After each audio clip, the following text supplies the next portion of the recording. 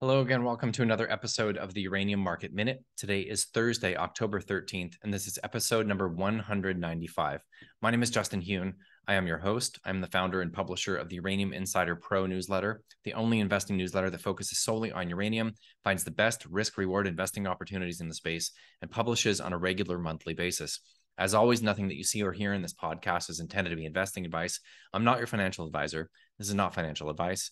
Please always do your own due diligence when it comes to investing and always take responsibility for your own choices. All right. Volatility reigns supreme. It continues. Crazy day in the markets today. We had a big gap down on the open for pretty much everything. The S&P traded down probably close to 2.5+% in the first 15, 20 minutes of trading. Then a hard reversal closing up 2.6% on the day. Crazy volatility in these markets, and uranium was no exception. We were down decently on the day. Pretty much everything in the space closed in the green. Since last week's Uranium Market Minute, there's been a couple of very big pieces of news, and I'm talking about that in the mailbag section today. Before we do that, let's go into the daily scoreboard, and we will look at the charts as well. I should be giving you data for the past week, but I'm just going to give it for yesterday because on these fronts, in terms of SPUTS data, ETF data, not a whole lot has happened in the past week, with an exception of the spot price. And that I can speak to. The spot price is now $50 a pound mid-market on its way up. Now that we have multiple players in the spot market happening right now, it's not just traders back and forth. And that is a new development. This is something I shared last week with Uranium Insider Pro members.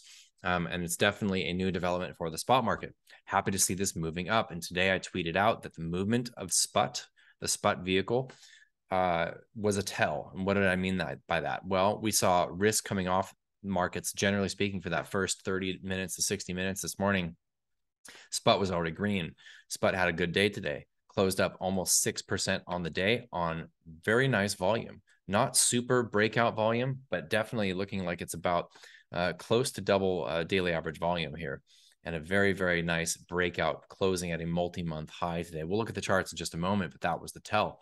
And I said at the time, look at this. This is the tell. Follow up. What happened? Spot price starts to tick up, and of course, we've been moving up over the past couple of weeks. Finally, starting to see some signs of life in the spot market. I think that this is going to continue in terms of the movement of the commodity. Of course, the equities markets have crosswinds from the dollar, from the movement of oil, and of course from the broad markets in general. Certainly still believe risk is off, although risk certainly has come back on in a decent way over the past couple of days. That's a positive sign.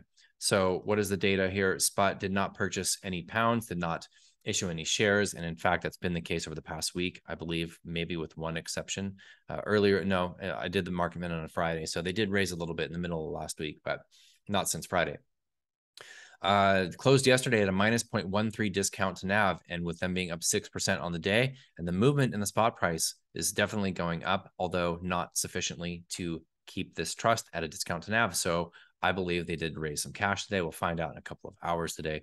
Most likely they did do some raising. How much, we will find out shortly. Not, like I said, not huge breakout volumes on the trust, but enough probably to raise at least maybe a few $1 million here. So good to see them back above, trading above their net asset value.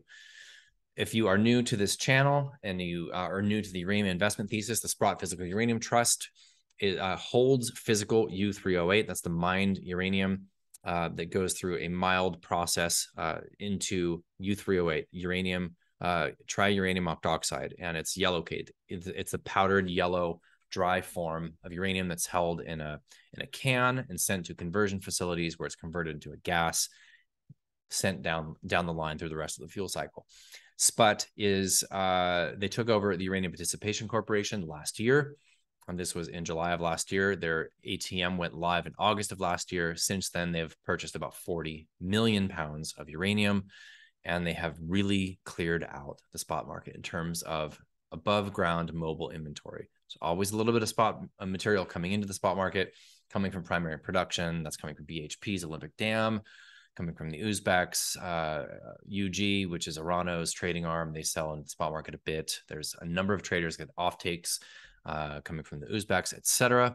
The Chinese sell a little bit here and there, But for the most part, there's not a whole lot of material just sitting around in a can at the moment, at least at these prices.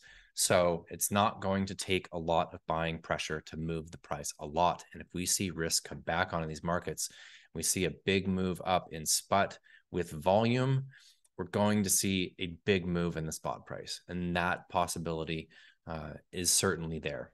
Spot is a beautiful looking chart. We'll look at the charts in just a second. Okay, let's see. What else? ETFs, no changes in outstanding shares, which has been the case for about the past week. All right, let's look at the charts. Starting off with URA, up almost 2% on the day on pretty reasonable, respectable volume. Now, URA did break down with this undercut low yesterday below this lower trend line. And this is not a big trend line. This trend line is based off of 2 points, basically the low prior to the beginning of the bull market and the low of last summer. So this is really not much of a trend line to hang your hat on. However, we could draw and extend out this horizontal line where we've seen multiple points of decent areas of support, right around this area, just below $18 is where we had support this summer, where we had support in the lows of last summer, and we have made a higher low so far. So does this chart look overall bullish? No, it does not. It's trading down below all 3 moving averages, the 20-day, the 50-day, and the 200-day, which all are as well pointing down. That's not bullish. What else are we seeing here? We're seeing a pretty clear head and shoulders. Although there was a very astute comment in my market minute last week on YouTube that head and shoulders patterns typically play out in a bearish fashion when they are at the highs of the chart. We're certainly not at the highs. This is the 3rd lower high for this chart since we topped out last autumn. So we have seen at least a small head and shoulders play out to the downside, which we just experienced. Will this hold? I'm not sure for the long term, but it sure looks like it's holding right now. One more thing I want to note. Decent positive divergence on the RSI on this daily chart. So we have a lower low in the actual chart for the stock and a higher low in RSI. So the relative strength index is telling us that we want to go higher here. We'll have to see how that plays out. URNM relative to the spot price of uranium, or put another way, a basket of uranium miners relative to the commodity itself. Now the commodity started to move up and the miners really aren't outperforming that commodity yet. We like to see this move up strongly and act in a technically bullish manner, really to see the bull market resume for this trade. You can see how clearly we vastly outperformed a rising spot price when risk really came on and we were really moving up. I do believe we'll see another pattern like this going forward. Does that start tomorrow? Probably not. Start next week? Maybe. Does it happen eventually? Yes, it does. Cameco. I'm going to talk more about this in the mailbag section, but Cameco with this big gap down yesterday on the news of the takeover of Westinghouse Electrical. So Westinghouse Electric is a nuclear energy provider. They build nuclear plants. They build components for nuclear plants. They fabricate nuclear fuel. Cameco now is taking a 49% stake in Westinghouse, along with Brookdale Renewables. And so this gap down has to do with the raise. So this is a $2.2 billion purchase for Cameco. $650 million of that is going through a bought deal that's taken up by CIBC and Goldman Sachs. Now, $650 million, they raised at $21.95, roughly, I think it was roughly a 15% discount from the previous day's close. Is that what we were at? Yeah, almost a 15%, about a 15% discount. The market's not liking this, obviously. They're not liking that discount, but that dip did get bought. And look at this volume. What happens when you see volume like this? Okay, this is a change of hands. This is a big change of hands. This is retail washing this out based on a lack of understanding of this deal, obviously based on the raise implying a lower price for what it was trading at. So when the company says, hey, we're going to raise this money, we're going to give it away, give these shares out at this lower price, even lower than their 200-day moving average. I don't like that they raised this low. I'm going to be frank with you. I don't like that they raised this low.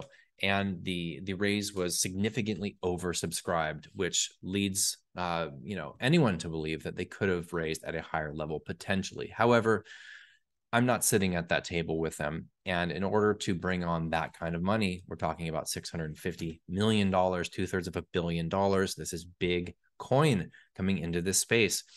But regardless of that raise, the rest of the money, the 1.55 billion, is going to be coming from cash and credit.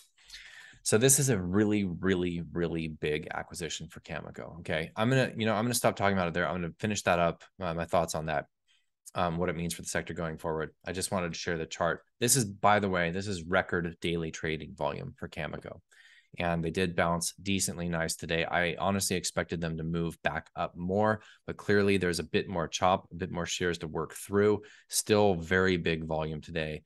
Nothing compared to the record volume yesterday, but at least we did close in the green. We had a very, very slight undercut low on this trend line that we've touched multiple times. And I would like to see this low hold. I would like to see this trend line hold, as Cameco has been acting as a leader over the past year. And I'd like to see that follow through. URA relative to the S&P, decently, slightly down today. Honestly, I'm kind of surprised to see that with so many stocks in the space up a little bit more. I believe that the performance of Cameco, the relative underperformance of Cameco today, held URA back, as URNM was up significantly more than URA today. But relative to the S&P, slightly down on the day, still in that range of this overall uptrend. We did have this undercut low over the summer. I'd like to see it hold here. I'd like to see, obviously, if we do see this bounce in the S&P continue, that uranium outperforms when risk is on. But probably the best chart in the space, and I don't think there's even a close second. Good volume coming in here.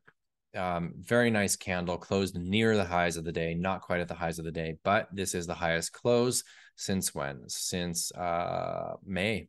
So this is about a 6-month high for the Sprott Physical Uranium Trust, and looking very, very good here. Nice to see volume come in, right? Closing near the highs, multi-month high above all of the rising moving averages. This is a bullish chart.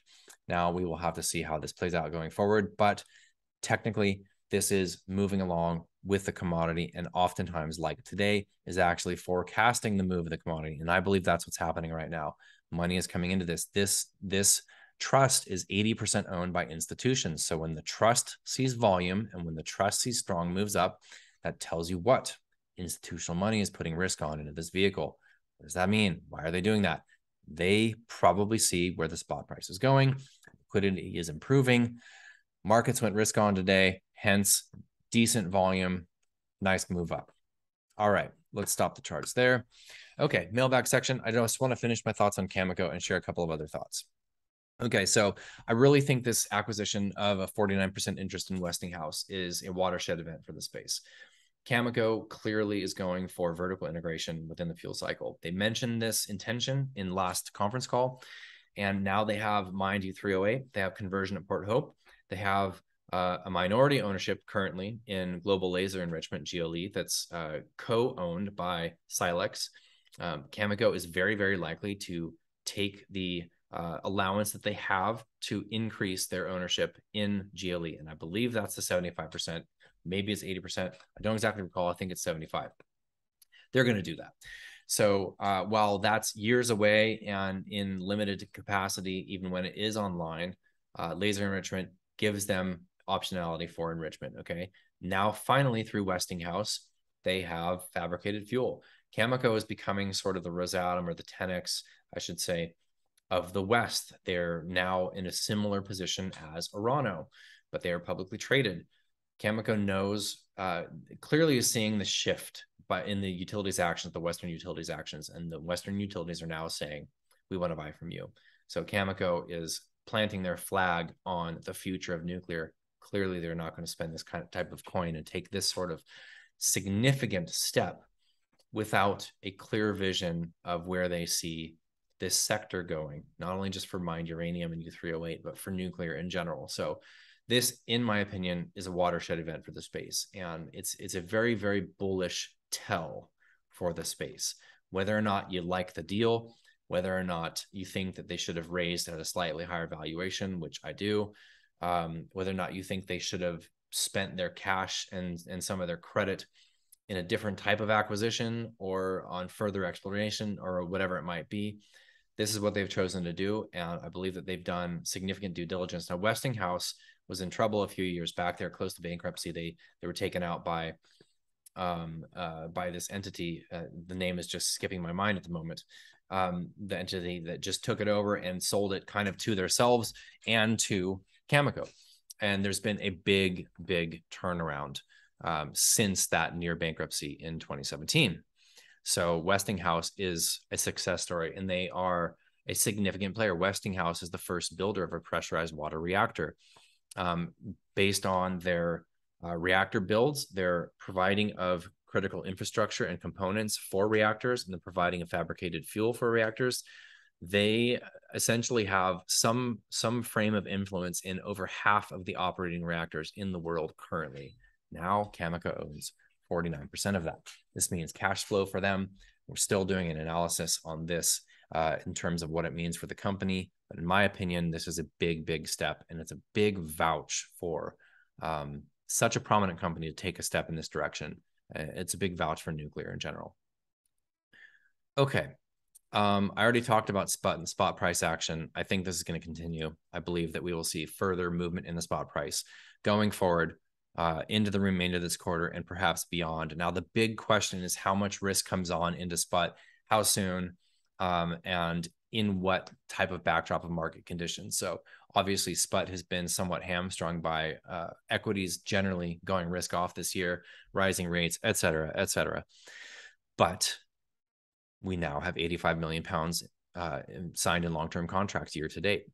We have multiple players in the spot market, not just traders, okay? I've given more detail on that to members in the daily updates. I'm not going to do that here, but I will just tell you it's not just traders with trading pounds back and forth here. We're starting to see some more action in the spot price, in the spot market.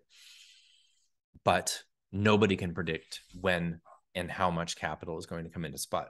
And if these various players in the spot market have competition from spot and financial players that end up piling into this, we could see really, really sharp moves up in the spot price.